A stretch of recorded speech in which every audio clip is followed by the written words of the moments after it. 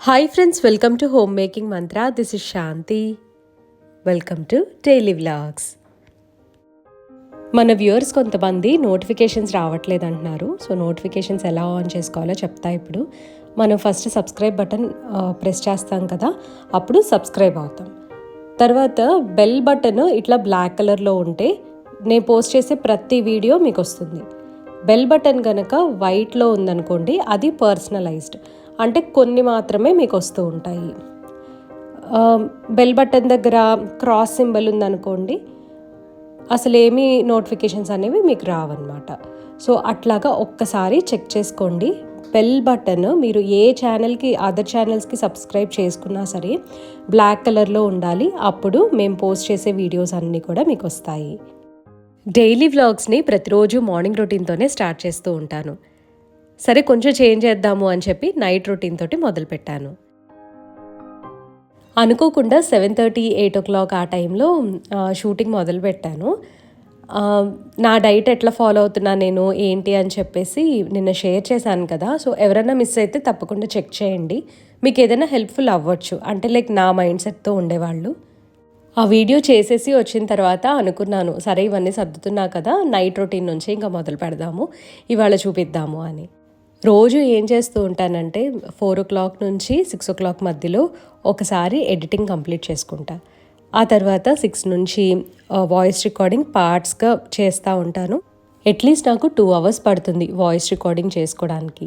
అందుకనే మోస్ట్లీ నేను night routine మీద కాన్సన్ట్రేట్ చేయను. ఎందుకంటే వాయిస్ చేయాలి, మళ్ళీ ప్యారలల్గా షూట్ చేయాలి అని అంటే అది కుదరదు, కాన్సన్ట్రేషన్ ఉండదు అనమాట. ఇవన్నీ చేస్తూనే మళ్ళీ అమ్మ ఫోన్ చేస్తుంది, లేదా కజిన్స్ ఫోన్ చేస్తారు, ఏదో ఒక చిన్నవి తెచ్చుకోవడానికి పనుండి బయటికి వెళ్తూ ఉంటాము. సో అట్లాగా నాకు ఈవినింగ్ అంతా కూడా ఆ పనులతో సరిపోతుంది. కాబట్టి నేను ఈవినింగ్ వ్లాగ్స్ ఎక్కువగా షేర్ చేయను. ఇప్పుడు చూడండి, లైక్ మా కజిన్స్ మార్నింగ్ కానీ ఈవినింగ్ కానీ ఇట్లా కాన్ఫరెన్స్ కాల్ పెడతారు. యూఎస్లో కజిన్స్ కూడా జాయిన్ అవుతూ ఉంటారు. సో వాళ్ళు ఉన్నప్పుడు ఏంటంటే మోస్ట్లీ నైటే ఉంటాయి అన్నమాట కాల్స్, అంటే లైక్ 8 o'clock అట్లాగా. ఇంకా వాళ్ళ కాల్ అది మాట్లాడేసి సిద్ధుకి తినిపిస్తున్నాను. ఎందుకంటే వాడికి ఎగ్జామ్స్ జరుగుతున్నాయని చెప్పా కదా, వాడు చదువుకుంటూ ఉన్నాడు. అండ్ సర్లే డిస్టర్బ్ అవుతాడు, అట్లీస్ట్ 1/2 hour తింటాడు మా వాడు. సాయంత్రం మాత్రం అన్నం కూరలు అవే పెడతాను. మార్నింగ్ కుక్ చేస్తా కదా, ఆ కూరలే పెట్టేస్తా. ఆ కూరలకి తగ్గట్టు చపాతీ కానీ రైస్ కానీ అప్పటికప్పుడు ప్రిపేర్ చేస్తూ ఉంటాను.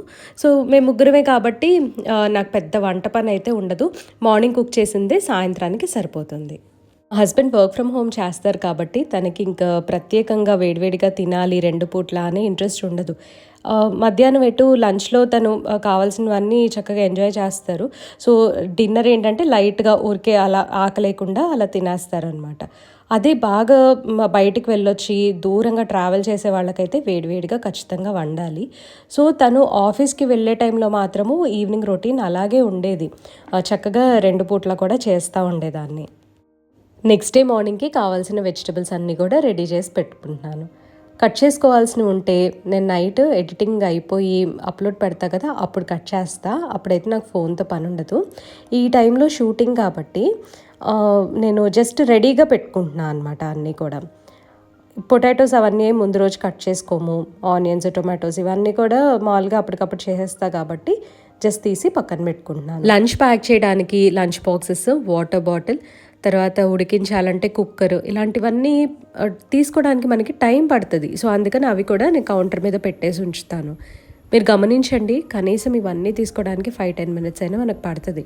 సో అందుకని చెప్పి అప్పుడు హడావుడి పడకుండా కొన్ని వస్తువులు సాధ్యమైనంత వరకు తీసి పక్కన పెట్టుకుంటే మనకు బోల్డంత టైం సేవ్ అవుతుంది.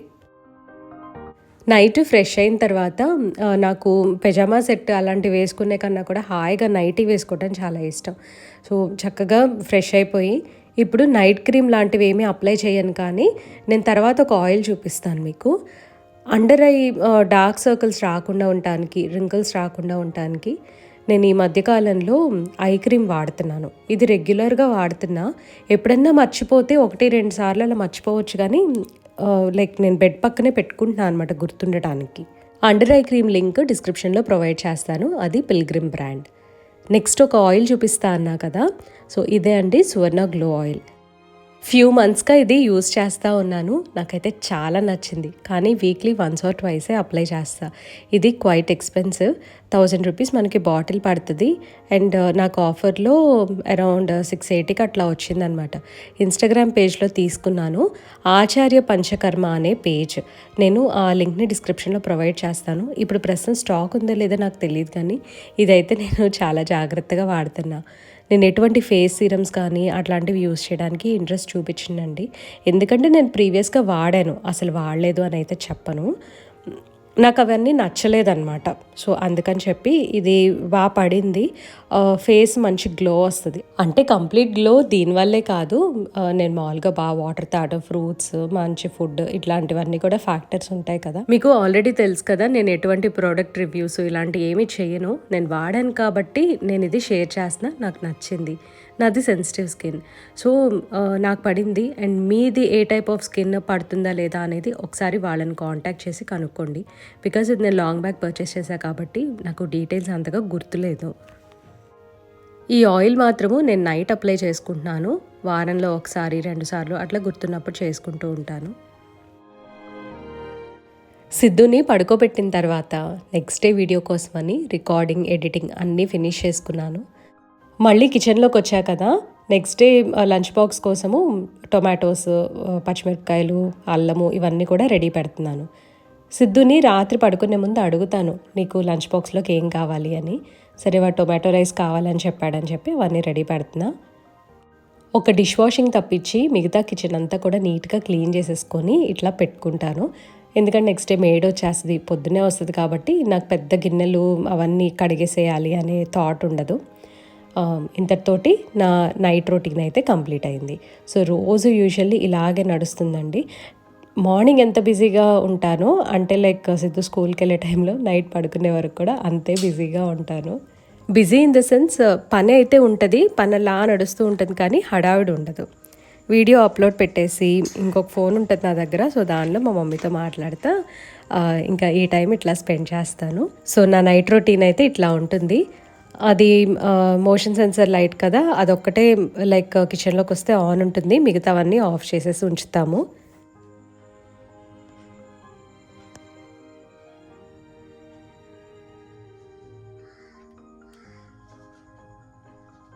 ఇదంతా కూడా ఇప్పుడు నెక్స్ట్ డే మార్నింగ్ లేచిన తర్వాత ఫ్రెష్ అయ్యి చక్కగా విండోస్ అన్నీ ఓపెన్ చేసుకొని ఫాస్ట్గా నేను పులావ్ ప్రిపేర్ చేద్దాము అని చెప్పి స్టార్ట్ చేశాను. పులావ్ ప్రిపేర్ చేసుకోవడానికి 3 కప్స్ సోనా మసూరి రైస్ని సోక్ చేసి పక్కన పెట్టుకున్నాను. వెజిటబుల్స్ తర్వాత కట్ చేస్తా. పొటాటోస్ కూడా బాయిల్ చేసేసి పక్కన పెట్టాను. ఒక 3 to 4 విజిల్స్ వరకు బాయిల్ చేస్తే బేబీ పొటాటోస్ త్వరగా కుక్ అవుతాయి. బేబీ పొటాటోస్ని మధ్యలోకి కట్ చేసుకోవాలి. ఇలా చేసుకుంటే ఫ్రై చేసుకోవడానికి చాలా ఈజీగా ఉంటుంది. రెస్టారెంట్ స్టైల్లో అయితే పొటాటోస్ని కట్ చేయకుండానే ఆ రౌండ్స్ని వాళ్ళు ఫ్రై చేసేస్తూ ఉంటారు. అది అమెరికన్ స్టైల్, బట్ మనం ఏంటంటే మసాలాస్ వేసి ఇప్పుడు ఇండియన్ స్టైల్లో ప్రిపేర్ చేసుకుంటాము. వైట్ ప్యాన్ వచ్చేసరికి క్యారెట్ ప్యాన్, సిరామిక్ కోటెడ్ అనమాట. పొటాటో స్టిక్ అవ్వకుండా ఉంటాయని ఇట్లా ఒక నాన్ స్టిక్ ప్యాన్ తీసుకొని ఫ్రై చేస్తాను. కట్ చేసి పెట్టుకున్న పొటాటోస్ని కొంచెం ఆయిల్లో వేసి ఫ్రై చేసుకోవాలి.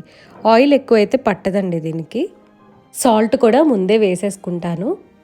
అన్నిటికన్నా ఫస్ట్ పొటాటో ఫ్రై తోటి స్టార్ట్ చేస్తాను. ఇది కొంచెం లేట్ పడుతుంది అనమాట. గోల్డెన్ బ్రౌన్ కలర్ వచ్చే వరకు మనం ఫ్రై చేసుకోవాలి. ఆ తర్వాత కొద్దిగా కారము, పసుపు వేసి వెల్లుల్లిపాయ దంచేసి యాడ్ చేస్తే ఈ డిష్ కంప్లీట్ అవుతుంది. చాలా సింపుల్, కానీ రోస్ట్ అవ్వడానికి మాత్రం కొంచెం టైం అయితే పడుతుంది. ఆనియన్స్, టొమాటోస్ కట్ చేసుకోవాలి. పులావ్కి ఎలా కట్ చేస్తామో అలా చేస్తే చాలు. హోల్ స్పైసెస్ అన్నీ కూడా మనం యాడ్ చేసుకుంటాము. ఇందులో మంచి టేస్ట్ని ఇచ్చేది అనాస పువ్వు అని అంటారు కదా, అది అండ్ నట్మెగ్, ఈ 2 యాడ్ చేస్తే ఫ్లేవర్ అయితే చాలా బాగుంటుంది. కొబ్బరి పాలతో చేసుకోవచ్చు, కొబ్బరి పాలు లేకుండా కూడా చేయొచ్చు. కానీ మార్నింగ్ టైంలో కొబ్బరి పాలు ఎక్స్ట్రాక్ట్ చేసి మళ్ళీ ఫిల్టర్ చేసుకొని ఇదంతా కూడా నాకు చాలా టైం టేకింగ్. సో అందుకని టొమాటోసే కొంచెం ఎక్స్ట్రా యాడ్ చేసా ఫ్లేవర్ కోసం అని చెప్పి. టొమాటో తక్కువ వేసుకొని కొబ్బరి పాలు ఎక్కువ వేసుకుంటే చాలా బాగుంటుంది. అసలు కొబ్బరి అన్నంకైతే అసలు టొమాటో వేయకుండానే చేస్తారు, అంటే లైక్ ట్రెడిషనల్ రెసిపీలో. కొంచెం ఆయిల్లో చెక్క, లవంగా, ఈ యాలుక్కాయలు, అనాస పువ్వు, జాజికాయ ఇలాంటి స్పైసెస్ మొత్తం వేసుకోవాలి. బగారా ఆకు, తర్వాత ఉల్లిపాయలు, పచ్చిమిరపకాయలు, అల్లం వెల్లుల్లి పేస్ట్, కట్ చేసి పెట్టుకున్న టొమాటోస్ అన్నీ కూడా చక్కగా ఫ్రై చేసుకోవాలి. మూత పెట్టి టొమాటోస్ని మగ్గించాలి. మధ్య మధ్యలో కలుపుతూ ఉండాలి, లేదంటే అడుగు మాడుతుంది. లాస్ట్లో కొత్తిమీర, పుదీనా ఇవన్నీ వేసుకోవాలి. పుదీనా కంపల్సరీ వేయండి, చాలా బాగుంటుంది ఫ్లేవర్. ఇవన్నీ కూడా ఫ్రై చేసుకున్న తర్వాత కావాల్సినన్ని వాటర్ లేదా కొబ్బరి పాలు యాడ్ చేసుకొని ఒక్క బాయిల్ వచ్చిన తర్వాత నానబెట్టుకున్న బియ్యం యాడ్ చేసుకోవాలి. బాస్మతి రైస్ యాడ్ చేసుకోవచ్చు, లేదా సోనా మసూరి కూడా యాడ్ చేయొచ్చు, ఏదైనా బాగానే ఉంటుంది. అంతా బాగా కలిపేసి అట్లీస్ట్ ఒక హాఫ్ మినిట్ వెయిట్ చేయాలి. అప్పుడు కొంచెం అన్నం ఉడుకు పడతా ఉంటుంది కదా, ఆ టైంలో కుక్కర్ మూత పెట్టేసుకుంటే అన్ని ఫ్లేవర్స్ బాగా బ్లెండ్ అవుతాయి. ఇది వచ్చేసరికి మనం 3 విజిల్స్ 5 మినిట్స్ సిమ్ అంతవరకు కుక్ చేసుకుంటే చాలు. పొటాటో ఆల్మోస్ట్ ఫ్రై అయిపోయింది. రైస్ కూడా కుక్కర్ పెట్టేశాను కదా, ఇప్పుడు ఇంకా ఉప్మా ప్రిపేర్ చేస్తున్నా. ఇవాళ ఒకటి చూపిస్తా మీకు. జొన్న రవ్వ తీసుకొచ్చాను మొన్న విజయవాడ వెళ్ళినప్పుడు. ఇది బయట ఉంటే పురుగు పట్టేస్తేమోనని ఫ్రిడ్జ్లోనే పెట్టి ఉంచుతున్నాను. సో ఎన్ని రోజులైనా వాడుకోవచ్చు కదా అని చెప్పి. జొన్న రవ్వ ఒక్కటే బాగా గట్టిగా ఉంటుంది ఉప్మా అని, అందులో కొద్దిగా గోధుమ రవ్వ కూడా యాడ్ చేస్తున్నా. ఈ గోధుమ రవ్వ వచ్చేసరికి ఇంతకుముందు కూడా నేను షేర్ చేశాను, ప్రో నేచర్ వాళ్ళది ఫైన్ ఉప్మా రవ్వ ఉంటుందన్నమాట, హోల్ వీట్ రవ్వ అంటారు. గోధుమ రవ్వలాగా లావుగా అయితే ఉండదు, సన్నగా ఉంటుంది. సో మనకేంటంటే పెద్ద యాడ్ చేసామన్న ఫీలింగ్ ఉండదు. జొన్న రవ్వతో పాటు బాగా బ్లెండ్ అయిపోయి టేస్ట్ చాలా బాగుంటుంది. ఉప్మాకి తాలింపు వేస్తాం కదా, ఆవాలు, మినపప్పు, పచ్చిమిరపకాయ, అల్లము, శనగపప్పు, కరివేపాకు ఇవన్నీ వేసి అందులోనే కొద్దిగా రవ్వని ఫ్రై చేయాలి. ఫ్రై చేస్తే టేస్ట్ చాలా బాగుంటుంది.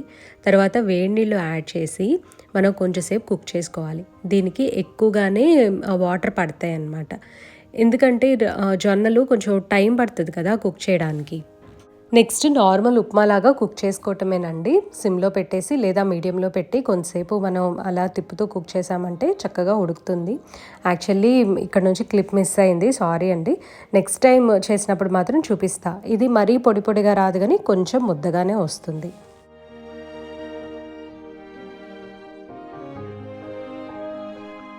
సిద్ధుకి లంచ్ బాక్స్లోకి అని చెప్పి లస్సీ ప్రిపేర్ చేస్తున్నాను. కొద్దిగా పెరుగు, కొంచెం షుగర్, వాటర్ తోటి డైల్యూట్ చేసి ఇచ్చేస్తా. అంతే అండి, చాలా సింపుల్ రెసిపీ ఇది. కాకపోతే బాగా బీట్ చేయాలి. తర్వాత పులావ్ కూడా రెడీ అయింది. కుక్కర్ ఓపెన్ చేస్తే చక్కగా ఇలా వచ్చింది. పొడి పొడిగా ఉందన్నమాట, ఎక్కడా కూడా ముద్ద అవ్వలేదు. ఇవాళ సోనా మసూరి రైస్ తీసుకున్నా కదా, 1 కప్ రైస్కి 2 కప్స్ వాటర్ యాడ్ చేసా. అదే బాస్మతి రైస్ అయితే 1 కప్ బాస్మతి రైస్కి 1.5 cups water. Pulao, raita and potato మొత్తం అన్ని బాక్సెస్లో పెట్టేశాను. కొంచెం చల్లారిన తర్వాత నెక్స్ట్ ప్యాక్ చేస్తా. సిద్ధు స్కూల్కి వెళ్ళిన తర్వాత ఇంకా యాజ్ యూజువల్ మొత్తం కిచెన్ అంతా కూడా క్లీన్ చేసేసుకున్నాను. ఎంత మెస్సీగా ఉంటుందో కదా మార్నింగ్ టైంలో. సో 8 o'clock అయిపోయింది ఇంకా మొత్తం కిచెన్ క్లీన్ అయ్యేసరికి.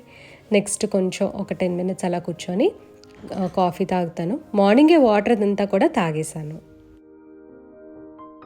ప్రీవియస్ వీడియోస్లో పర్పుల్ కలర్ కుషన్ కవర్స్ చూసారు కదా, సో అవి చేంజ్ చేసేసి ఎల్లో వేస్తున్నాను ఇవాళ.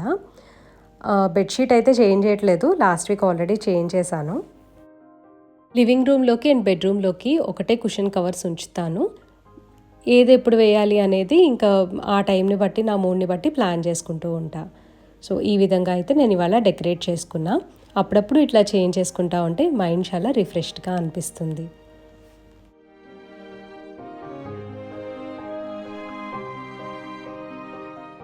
ఈ క్రోటన్ బుషీగా ఉంటుంది, క్రీపర్ లాగా ఉంటుంది, కానీ క్రీపర్ కాదు. వాటికి చిన్న చిన్న వైట్ ఫ్లవర్స్ వచ్చాయి, ఎంత బాగున్నాయో. కొంచెం మీలీ బగ్స్ కూడా వస్తే చేతితోటి తీసేసాను అనమాట మార్నింగ్. ఆ వచ్చిన ఫ్లవర్స్ చాలా బాగున్నాయి అని చెప్పి సరే ఊరికే లోపల ఒక చిన్న మడ్డూర్లి ఉంది నా దగ్గర, అందులో పెడుతున్నాను. ఎంత బాగున్నాయో కదా అసలు ఇవి చూడటానికి. ఇది సీజన్ కాబట్టి ఇట్లాగా ఈ చిన్న వైట్ ఫ్లవర్స్ అనేది వచ్చాయి. అక్కడక్కడ ఆరెంజ్ కలర్ కనిపిస్తున్నాయి. ఎంత బ్యూటిఫుల్గా ఉందో అసలు చూడటానికైతే. మార్నింగ్ అంతా మెయిడ్ నేను ఇద్దరం కలిసి కొంచెం పని చేసుకుంటూ ఉంటాము. తను మామూలుగా డిషెస్ వాష్ చేయటము, ఇల్లు క్లీన్ చేయటం అవన్నీ చేస్తుంది కదా, మిగతా డస్టింగ్ పార్ట్ ఏదైనా సర్దటం అవన్నీ నేను చేసుకుంటూ ఉంటా. ఓన్లీ పులావే చేశాను కాబట్టి ఆఫ్టర్నూన్ లంచ్కి మేము అదే తినేస్తాము. ఫ్రూట్స్ అవన్నీ కూడా కట్ చేసేసి రెడీగా ఉంచాను, ఈవినింగ్ స్నాక్ లేదా నా డిన్నర్కి ఉంటుంది అని. ఇది వచ్చేసరికి నా lunch, potato, pulao and raita. చాలా సాటిస్ఫైయింగ్ మీల్, చాలా బాగుంది. ఫర్న్ ప్లాంట్ అసలు లోపల పెట్టట్లేదు, దానికి సన్లైట్ కావాలి కాబట్టి బాల్కనీలో ఉంచేస్తున్నా. మార్నింగ్ సన్లైట్ వస్తుంది కదా, బాగా పెరుగుతుంది. తమలపాకు మొక్కలైతే ఈ సంవత్సరం బాగా పాడైపోయాయి, ఇప్పుడే కొద్దిగా చిగుర్లు వస్తూ ఉన్నాయి. ఇంకా మిగతా ప్లాంట్స్ కూడా బాగా సస్టైన్ అవుతున్నాయి. మొన్న వర్షాల ప్రభావం ఉంది చూసారా, అప్పుడు మాత్రం మొక్కలు బాగా పాడైపోయాయి. ఆ తర్వాత విపరీతమైన చలి, సడన్ చేంజ్ ఆఫ్ టెంపరేచర్స్ వచ్చేసరికి నిజంగా మొక్కలు చాలా పాడైపోయాయండి.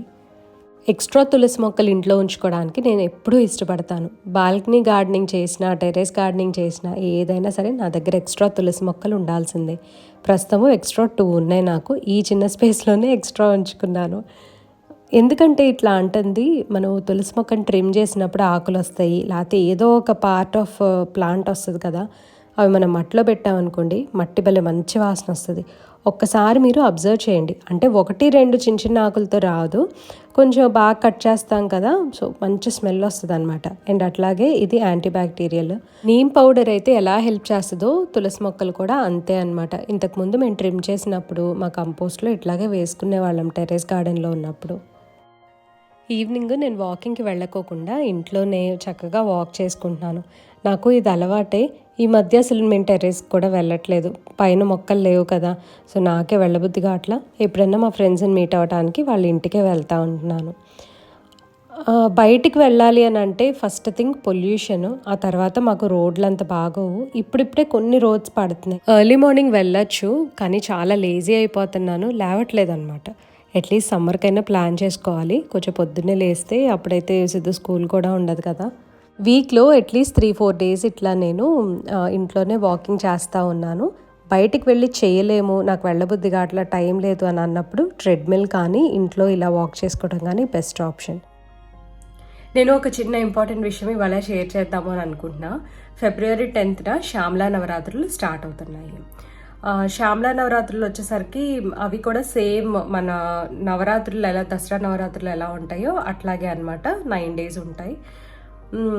9 రోజులు కూడా నేను లలితా సహస్రనామమే చదువుకుంటాను. ఎందుకంటే నాకు ఇంకా వేరే చదవడం రాదు, అండ్ నేర్చుకోవాలి అనే ప్రత్యేక ఇంట్రెస్ట్ కూడా నాకు లేదు. ఇప్పుడు శ్యామలా దండకం ఉంటుంది కదా, సో శ్యామలా దండకం చదువుకునే వాళ్ళు చదువుకోవచ్చు. నండు శ్రీనివాస్ గారు ఆల్రెడీ దాని గురించి చెప్పారు. అయితే ఇప్పుడు కొత్తగా నేను నేర్చుకోవటం ఎందుకులే అని చెప్పేసి నేను అది చేయట్లేదు. సో ఏదన్నా సరే, నేను ఏ పండగ వచ్చినా సరే నాకు లలితా సహస్రనామం చదువుకోవడం నాకు ఒక అలవాటుగా వచ్చేసింది. నాకు అదొకటే వచ్చు కాబట్టి. సో మీకు ఎవరికైనా ఇంట్రెస్ట్ ఉంటే తప్పకుండా శ్యామలా నవరాత్రులు చేసుకోండి, చాలా బాగుంటుంది. నేను నిజంగా చెప్తున్నాను, మీరు అనుకున్నట్లు ఖచ్చితంగా జరుగుతాయి, చిలకలు కూడా కనిపిస్తాయి. నేను దీని గురించి నెక్స్ట్ వీడియోలో చెప్తాను. నాకు రీసెంట్గా ఎదురైన ఎక్స్పీరియన్స్ కూడా. మరి కొంతమందికి అపోహలు ఉండొచ్చు, ఇప్పుడు శ్యామలా నవరాత్రులు చేస్తే చిలకలు కనిపిస్తాయి, ఆ నిజమా అని చెప్పి. నా ఓన్ ఎక్స్పీరియన్స్ నేనే షేర్ చేస్తాను. ఇది యాక్చువల్లీ దీని గురించి నేను చెప్పడం మర్చిపోయా. ఎందుకంటే ఏమైంది, మా డాడీ ఉన్న టైంలో నేను శ్యామలా నవరాత్రులు చేశాను. సో ఆ టైంలో దాని తర్వాత ఇంకా ఆయన సిక్ అవ్వటము, ఆయన నా దగ్గరే ఉన్నారనమాట ఇంకా లాస్ట్ కొన్ని డేస్. సో అట్లాగా నేను ఈ 2 years కూడా నేను చేయలేకపోయా. అండ్ లాస్ట్ ఇయర్ వచ్చేసరికి ఏంటంటే బాగా ట్రావెల్లో ఉన్నాను, ఇంకా అందుకని చెప్పి ఇంకా లాస్ట్ 2 yearsగా చేయలేదు. అంతకుముందు నేను చేశాను. సో నాకు జరిగిన ఎక్స్పీరియన్స్ అంతా కూడా నేను డెఫినెట్గా నెక్స్ట్ వీడియోలో నేను షేర్ చేస్తాను. ఇది యాక్చువల్గా నేను నవరాత్రులు స్టార్ట్ అయ్యే ముందు చెప్దాము అని అనుకున్నా, జస్ట్ 1 day బిఫోర్. కాకపోతే ఇవాళ ఒక చిన్న రిమైండర్గా నేను మీకు చెప్తున్నాను. సో ఒకసారి నండు శ్రీనివాస్ గారి వీడియోస్ చూడండి. సో మీకు ఎలా చేసుకోవాలనిపిస్తే అలా చేసుకోండి. నేనైతే మాత్రం ఓన్లీ లలితా సహస్రనామం చదువుకొని చేసుకుంటున్నాను. ఇంకా ప్రత్యేకంగా నైవేద్యాలు, పూజలు ఇట్లాంటివి ఏమీ కాదు, నిత్య దీపారాధన విత్ లలితా సహస్రనామం. సో దీని గురించి అయితే నేను నెక్స్ట్ వీడియోస్లో తప్పకుండా షేర్ చేస్తాను. సో ఇదండి ఇవాళ వీడియో. మీ అందరికీ నచ్చింది అనుకుంటున్నాను. నచ్చినట్లయితే లైక్ చేయండి, కమెంట్ చేయండి, ఛానల్కి తప్పకుండా సబ్స్క్రైబ్ చేసుకోండి. Thank you for watching. Thank you for your time.